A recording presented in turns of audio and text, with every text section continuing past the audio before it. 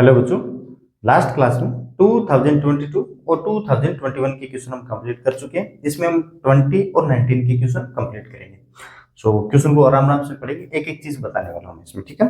देखो, shown in the figure a semi circular metallic strip that has thickness T and resistivity rho. अब ये thickness क्या है बच्चों, इसमें प्रॉब्लम थी कि थिकनेस क्या है। अब देखो, ये मेरे की स्ट्रिप ये है, एक ये है और एक स्ट्रिप बच्चों ये है, यहाँ पे मेटालिक स्ट्रिप। थिकनेस कौन सी है अब ये बच्चों थिकनेस। आपकी तरफ लेके आऊंगा मैं इसको, तो आपको कुछ ऐसे लगेगा ये, तो इसकी थिकनेस कौन सी होगी बच्चों, ये नहीं समझे क्या। अब ये मेरे हाथ की तरफ देखना, अब क्योंकि 3D में अब बाहर तो इतना बना नहीं सकते, कुछ ऐसे जाता हुआ। तो देखो ये और ये जो थिकनेस है ना, मेरा हाथ की थिकनेस, बस ये थिकनेस है बच्चों, ठीक है ना। Thickness T and resistivity rho, its in the radius is r1 and outer radius is r2.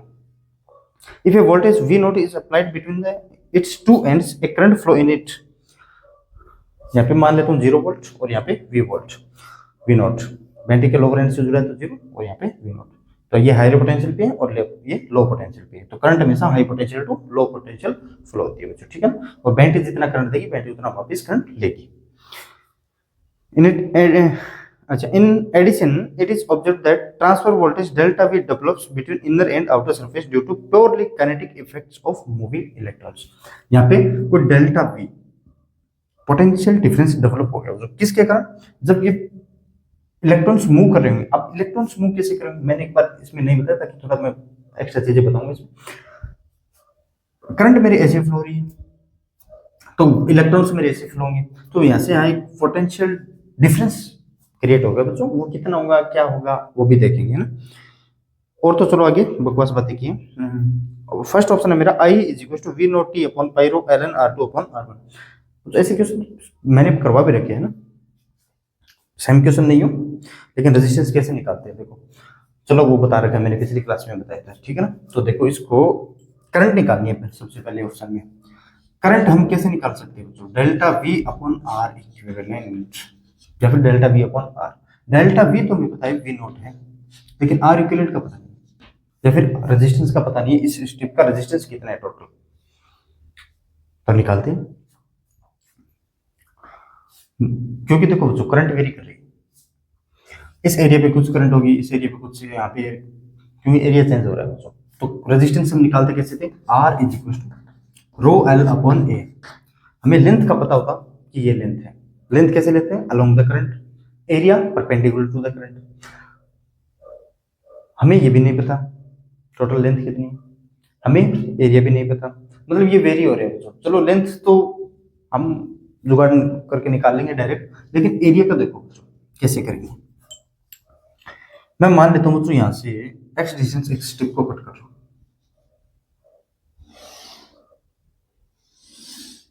और फिर x plus D x distance पे, x plus D x distance, ठीक है जी, ये है dx। अब बच्चों यहाँ पे जो करंट जाएगी ना बच्चों, कुछ ऐसे जाएगी, इस लेंथ में जाएगी, तो रेजिस्टेंस, और हाँ ये बच्चों V नोट से जुड़ा हुआ है और ये 0 से। अगर मैं एक स्ट्रिप और यहाँ पे लूंगा, इसका भी V नोट पोटेंशियल डिफरेंस, इसका भी V नोट, और यहाँ पे स्ट्रिप लूंगा तो भी V नोट, एक स्ट्रिप यहाँ पे लूंगा तो भी V नोट, एक स्ट्रिप यहाँ पे लूंगा तब भी V नोट, मतलब हर एक स्ट्रिप के अक्रॉस पोटेंशियल डिफरेंस सेम है। अरे सर, इसका मैं अगर रेजिस्टेंस मानता हूँ dr, तो छोटे छोटे रेजिस्टेंस को ऐड करते जाएंगे। अब ऐड सीरीज में करेंगे या पैरेलल में करेंगे, देखो हर स्ट्रिप के अक्रॉस पोटेंशियल डिफरेंस है ना, तो पैरेलल में। पैरेलल में हम कैसे लिखते हैं, पैरेलल में लिखते हैं 1 upon r equivalent is equal to 1 upon dr। छोटे छोटे रेजिस्टेंस को हम ऐड करते जाएंगे, ऐड मतलब इंटीग्रेशन करते जाएंगे। तो यहां से मैं dr की वैल्यू निकाल सकता हूँ बच्चों। dr की वैल्यू कैसे निकालूंगा, देखो dr is equal to rho, resistivity तो रो ही है बच्चों, लेंथ, इस लेंथ कैसे लेते हैं, अलोंग द करंट। अब करंट जा रही है बच्चों मेरी इस स्ट्रिप में कुछ ऐसे, ये लेंथ कितनी होगी, ये लेंथ कितनी होगी, ये dx बच्चों वेरी स्मॉल लेते हैं। बात एक ही है, dx लो x लो है ना, लेकिन थोड़ा सा फील आता है इसमें एरिया को कैलकुलेट कैसे करना होता है वैसे।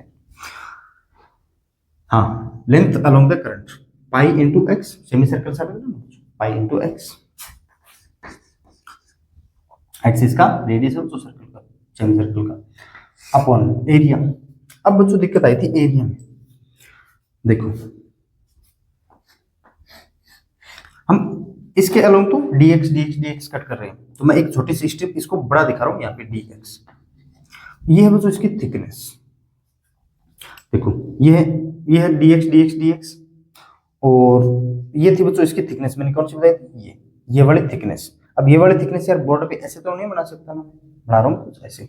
करंट कैसे फ्लो हो रही है इसमें? देखो कुछ ऐसे फ्लो हो रही है ना, ये dx ये dx करंट ऐसे फ्लो हो रही है, ये हाई पोटेंशियल पे और आगे जाकर ये लो पोटेंशियल पे करंट फ्लो हो रही है मेरे बच्चों कुछ ऐसे।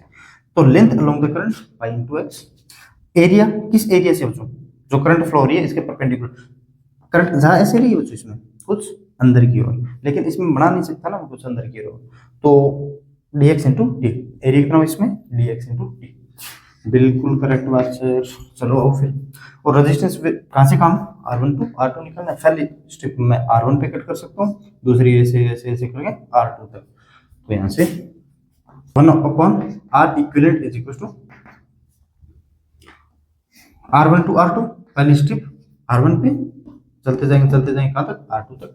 1 अपॉन dr की वैल्यू रखो बच्चों, लेकिन 1 अपॉन रखनी है बच्चों, तो dx अपॉन टी ऊपर चला जाएगा और ये rho into pi x. So T upon rho पाई, बाहर आ गया मेरा dx upon x ln x और ln x का R2 upon R1 ln R2 upon R1। बिल्कुल करेक्ट बात है। तो करंट निकालो यहाँ से, ये तो बच्चों 1 अपॉन R इक्विवेलेंट, तो यहाँ से R इक्विवेलेंट निकालो रो पाई अपॉन टी और ln R2 अपॉन R1। तो इसमें करंट निकालो बच्चों, V नोट अपॉन दिस रो पाई और T ln R2 upon R1। बिल्कुल ये आ रहा है V naught T upon rho pi ln R2 upon R1। ठीक है बच्चों। अब सेकंड में क्या पूछा मुझे? हायर पोटेंशियल कौन सा होगा सरफेस और लोअर पोटेंशियल सरफेस कौन सी होगी? तो मैं बच्चों एक सरफेस ये एक्स वाली कट कर लेता हूँ। हाँ मैं यहाँ पे भी कर सकता हूँ, ये यहाँ पे भी कर सकता हूँ, यहाँ पे भी कर सकता हूँ और यहाँ पे भी कर सकता हूँ। क्यों? मोशन ऑफ इलेक्ट्रॉन कुछ मेरा ऐसे, देखो कैसे।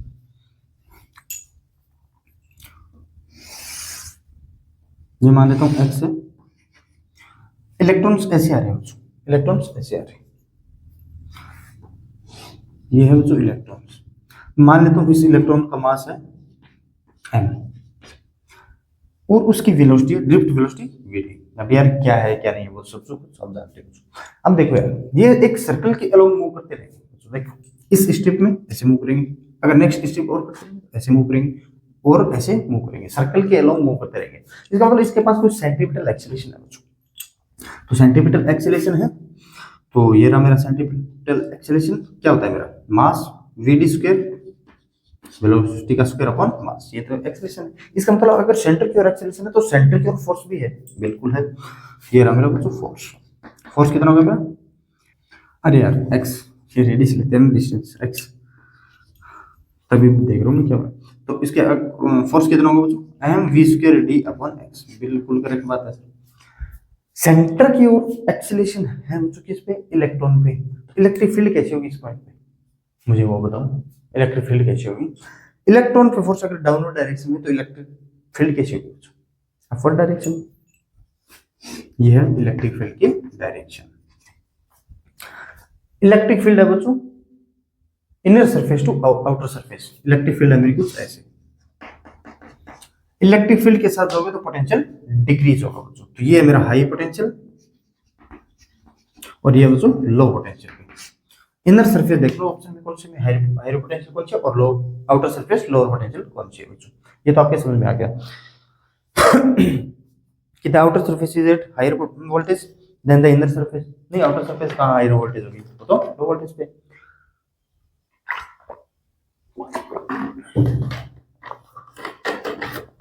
The outer surface is at a lower voltage than the inner surface. हाँ आउटर सरफेस लोअर वोल्टेज है बच्चों इससे इनर सरफेस से। और एक मुझे इस डेल्टा वी में आई स्क्वायर का रिलेशन दे रखा है। अब मेरे बच्चे अच्छे तरीके से जानते हैं, ये बताने की जरूरत तो नहीं, लेकिन फिर भी मैं थोड़ा बता देता हूँ।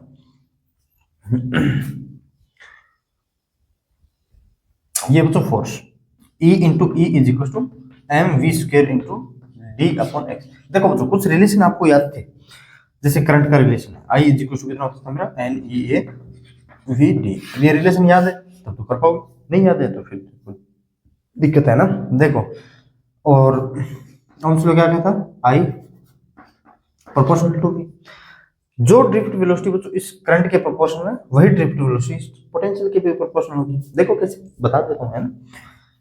तो इलेक्ट्रिक फील्ड यहां से कितनी होगी बच्चों E is equal to M V square D upon E into X, यही है बच्चों। तो यहां से डेल्टा वी पोटेंशियल निकालना कोई नहीं निकाल सकते क्या, ई इंटू डी एक्स करोगे तो M V square D upon E into X into D X. बोलो सर माइनस माइनस तो वो साइन वाइन का होगा चक्कर, हमने साइन वाइन तो देख लिया बच्चों।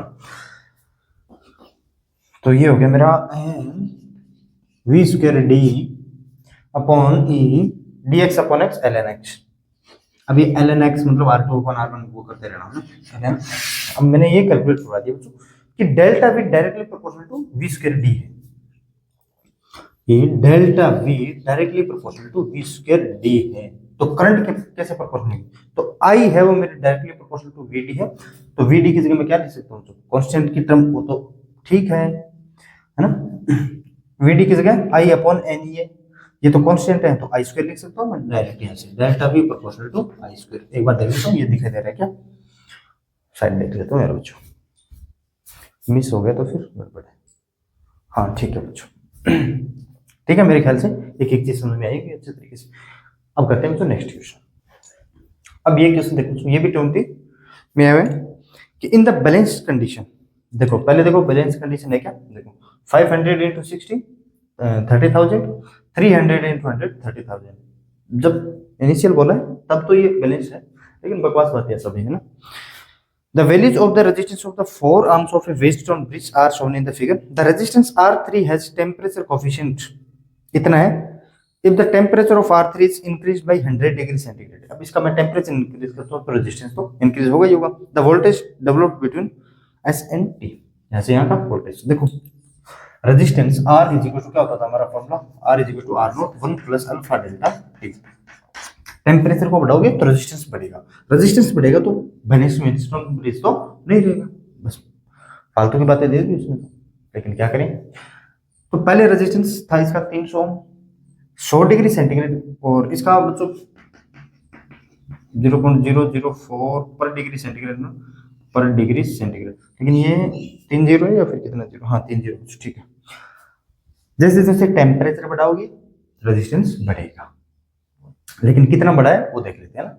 आर इज इक्वल टू हमें निकालना है आर नोट, पहले कितना था इसका 0 डिग्री सेंटीग्रेड पे 300, दिस इज 300 1 प्लस अल्फा की वैल्यू कितनी है, बस 3 जीरो है ये ध्यान रखना, 0004 into delta T. 100 degree centigrade तक इसका टेम्परेचर इंक्रीज कर रहे हो, तो दिस इज 100।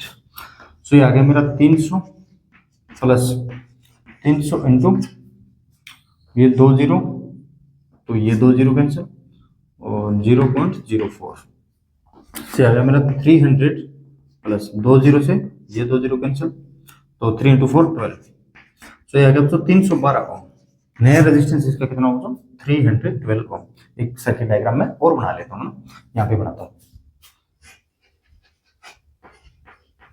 ये क्या लगा बच्चों, वोल्टमीटर लगा है, यहाँ से यहाँ पे कितना पोटेंशियल डिफरेंस है, यहाँ से यहाँ जाओ या फिर डायरेक्ट यहाँ से यहाँ जाओ या फिर डायरेक्ट यहाँ से यहाँ जाओ, लेकिन हमने तो इसका कुछ जुगाड़ किया तब इसमें कितना ड्रॉप होगा वो देखना बच्चों ना। 60 ओम और ये कितना मतलब 100 ओम है क्या, R2 ये 100 ओम, ठीक है। और ये नया रेजिस्टेंस अब कितना है मेरा 312 ओम, और ये कितना था 500 ओम, 500 ओम। मुझे एक तो ये पॉइंट है S और ये पॉइंट है बच्चों T। अरे यार इसमें कुछ और गिवन है, हाँ बैटरी गिवन है बच्चों यहाँ पे। अरे यार क्या बात है, पॉजिटिव नेगेटिव, पॉजिटिव ऊपर नेगेटिव नीचे, तभी देखा यार करंट कैसे निकालेंगे इसमें, करंट कैसे निकालेंगे, ये पॉजिटिव और ये negative, this is 50 volt.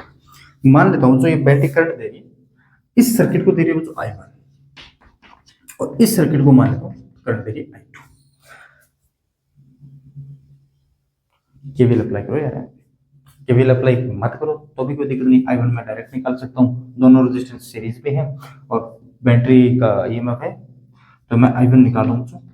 Battery का ईएमएफ कितना है 50 अपॉन 312/60 372। I2 भी निकाल सकता हूँ, I2 निकालूंगा तो कितना होगा मेरे 50 अपॉन टोटल ऐड करो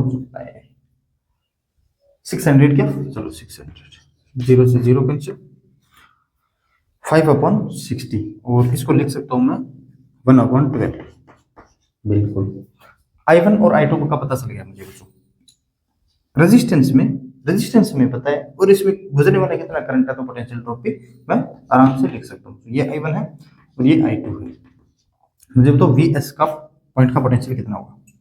VS पॉइंट का पोटेंशियल देखो, ये बैटरी का लोअर एंड है तो यहाँ पे मैं लेता हूँ 0 और यहाँ पे कितना हो 50। बैटरी के लोअर एंड टू बैटरी के लोअर एंड टू क्या, देखो रेजिस्टेंस में करंट के अपोजिट जाएंगे तो पोटेंशियल इंक्रीज होता है। तो VS कितना होगा मेरा, देखो 0 प्लस यहाँ से यहाँ कितना 312 ओम इंटू करंट कितना है इसमें 50/372 क्या 50/372, तो ये आएगा कितना, इसको लिखने की जरूरत नहीं है। अगर मैं 6 से कट करता हूँ या फिर 3 से कट करूंगा तो भी हो सकता है, 6 से कट कर सकता हूँ तो भी हो सकता है। ये कितना होगा 6 और 2 क्या 6 5, ये 52 है ना, 6 5 जा 30 बचा 1 2 और 2 ठीक, और 6 से 6 6 जा ठीक है बचा 1 2, तो ये हो गया मेरा मतलब 26 और ये हो गया मेरा 31, तो ये तो हो गया 26 इंटू 50/31। वो भी निकालो बच्चों, ये 0 है और VT निकालना है। VT इज इक्वल टू होगा कितना 0 प्लस रेजिस्टेंस में करंट के, देखो करंट ऐसे जा रही है और हम जा ऐसे रहे, रेजिस्टेंस में करंट के अपोजिट जाएंगे तो हमारा इंक्रीज होता है कितना, रेजिस्टेंस इंटू करंट, 500 इंटू 1/12। अब ये VS माइनस VT निकाल देना बच्चों, ठीक है ना, VS माइनस VT, इसका मैग्नीट्यूड जो भी होगा वही हमारा क्या होगा, इसका पोटेंशियल डिफरेंस, ठीक है ना। अब ये VS माइनस VT निकाल देना है, VS minus VT minus VS कर सकते हो, VS माइनस VT कर सकते हो, कुछ भी निकाल लेना। और पूछा क्या हमने S and T के बीच में पूछा तो VS माइनस VT कर लेना, ठीक है। अब करते हैं नेक्स्ट क्वेश्चन।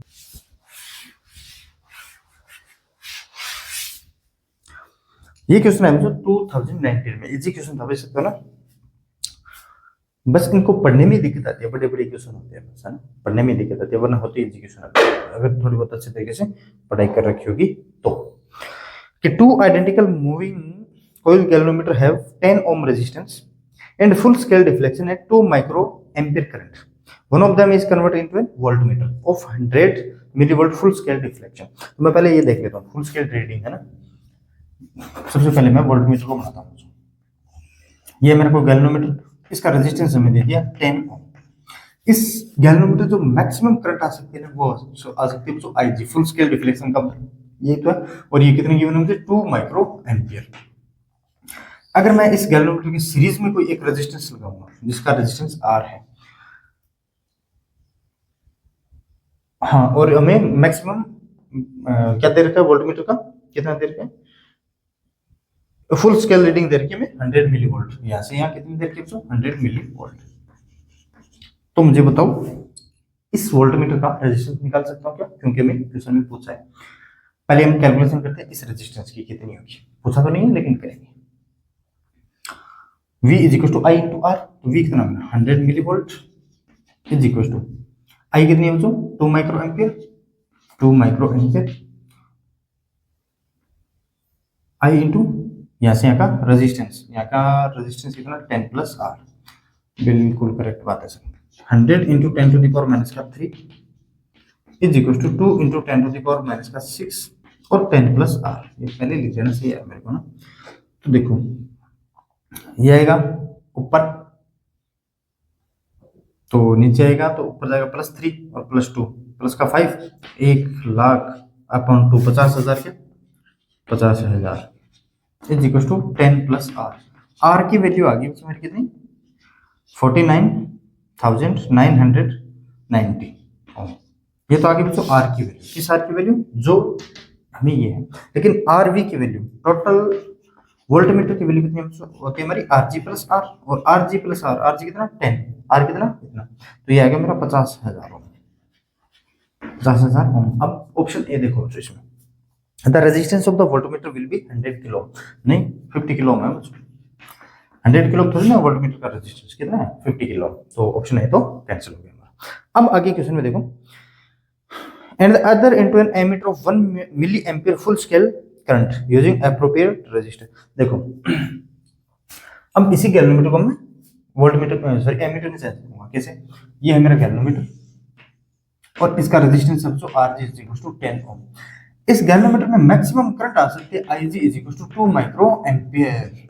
लेकिन जो एमीटर कैसे बनाते हैं, एमीटर एक सेंटर रेजिस्टेंस लगाएंगे तो इसके पैरेलल में, लेकिन इस एमीटर में टोटल करंट आ कितनी सकती है, 1 मिली एम्पियर है कि, हाँ 1 मिली एम्पियर, 1 मिली एम्पियर, इसमें टोटल करंट आ सकती है इतनी। जब 1 मिली एम्पियर को मैं माइक्रो में चेंज करता हूँ तो कैसे करूंगा, into 10 to the power 3 upon 10 to the power 3, तो माइनस का 6, तो 100 मिली माइक्रो एम्पियर या फिर 1000 microampere, 10 to the power 3 है ना, ठीक है 1000 माइक्रो एम्पियर। तो इसमें रेजिस्टेंस, इस सेंटर रेजिस्टेंस में कितनी करंट जा रही होगी बच्चों, ये जा रही होगी 1000 माइनस 2, ये 9000 सॉरी हाँ 998, ठीक है 998। यहाँ से यहाँ का पोटेंशियल डिफरेंस सेम, तो यहाँ से यहाँ का पोटेंशियल डिफरेंस सेम, ये आई जा रही है तो इसमें माइक्रो एम्पियर, क्या माइक्रो एम्पियर। अब देखो इस सेंटर रेजिस्टेंस की वैल्यू तो नहीं पूछी हमें, हमें पूछा एमीटर का रेजिस्टेंस। चलो एमीटर का रेजिस्टेंस निकालते हैं मुझे, आई जी इंटू आर, आई जी कितना है मेरा 2 माइक्रो एम्पियर इंटू आर कितना है मुझे 10 ओम इज इक्वल टू ये रेजिस्टेंस इंटू सेंटर सॉरी ये current into centre resistance 998 micro ampere into S. तो एस की वैल्यू यहां से कितनी आ गई, देखो पूछा नहीं है लेकिन बता रहा हूं, माइक्रो एम्पियर से माइक्रो एम्पियर कैंसिल, सो 20 अपॉन 998, बिल्कुल सही बात है सर, ये आ गई मेरी सेंटर रेजिस्टेंस की वैल्यू। तो एमीटर का रेजिस्टेंस कैसे लिखते थे, आर एमीटर, दोनों पैरेलल में है तो R G into S upon are G plus में एस, बिल्कुल सही बात है। तो आर जी कितना है मतलब 10, सेंटर रेजिस्टेंस की वैल्यू 20 अपॉन 980 क्या 998, आर जी कितना मतलब 10 प्लस 20 अपॉन 998, ठीक है बच्चों। तो ये आ गया मेरा 200, यहाँ पे कर दे रहा हूँ, ये आ गया मेरा 200 अपॉन, ये तो कैंसिल हो जाएगा, और ये कितना आ गया मेरा 980 इंटू 10, 9980 प्लस 20 10,000, तो ये आ गया बच्चों 10,000, 2 से 2 बिंदी कैंसिल, तो ये आ गया मेरा 2 जीरो लगा दो बस 0.02 ओम। ये है बच्चों एमीटर का रेजिस्टेंस, कितने इतने दिखा रखे इसमें 0.02 ओम, ऑप्शन बी इज करेक्ट। अब आगे और हमें कुछ फंडामेंटल और क्या है गिवन, देखो पहले ऑप्शन डी देखो, the measured value of R will be 978 ohm और 982 ओम के बीच में, क्या मेजर्ड वैल्यू का क्या मतलब बच्चों, देखो एक बैटरी हम सप्लाई करेंगे, ऐड करेंगे कम से कम, देखो बैटरी से करंट सप्लाई देंगे और एक इसके रेजिस्टेंस लगाएंगे बच्चों, तभी तो मैं मेजर्ड वैल्यू को पता चलेगा ना। यह कोई रेजिस्टेंस आर, इस वैल्यू इस रेजिस्टेंस आर की वैल्यू में फाइंड करनी है, कब कब फाइंड कर सकते हो, एक तो इसके अक्रॉस कितना पोटेंशियल डिफरेंस है और इसके अक्रॉस कितना पोटेंशियल डिफरेंस है और इससे कितनी करंट जा रही होगी, वही हमारी मेजर वैल्यू होगी। चलो देख लेते हैं, इसमें एमीटर और वोल्टमीटर लगा देते हैं, क्योंकि एमीटर और वोल्टमीटर की हमें कैलकुलेशन पता है, एमीटर और वोल्टमीटर लगा देंगे तो हमें पता चल जाएगा तो मेजर वैल्यू होगी कितनी, ये तो हमें गिवन है 1000। इसके पैरेलल में वोल्टमीटर लगाऊंगा और इसके सीरीज में एमीटर लगाऊंगा, तभी तो पता चलेगा मुझे, ये एमीटर। अब इस एमीटर से कितनी करंट पास हो रही होगी और इस वोल्टमीटर से कितनी करंट पास हो रही होगी, वोल्टमीटर के अक्रॉस कितना पोटेंशियल डिफरेंस और इसमें कितनी करंट पास हो रही होगी, तुम्हारी मेजर्ड वैल्यू। देखो R इज इक्वल टू 1000 और इस RV हमें पता है बच्चों कितना निकला 50,000 कितना RV वोल्टमीटर का रेजिस्टेंस। हाँ 50 किलो में क्या अच्छा 50,000 ओम। ये 1000 है और ये करंट है और बैटरी जितना करंट देगी बच्चों मान लेता हूँ आई करंट दे रही और उतना ही करंट वापस बैटरी करंट लेगी बच्चों। अब ये दो रास्ते बच्चों इसको करंट के डिवाइड होने के 1000 ओम और 50,000 ओम। अब इसमें आप करंट का मुझे पता नहीं है बैटरी कितने दे रही है लेकिन मैं यहाँ डिवाइड उसके हिसाब से कर सकता हूँ। कैसे रेजिस्टेंस का रेशियो बच्चों 1:50 पैरेलल में है 1:50 तो करंट का डिवाइडेशन कैसे होगा 50:1 में।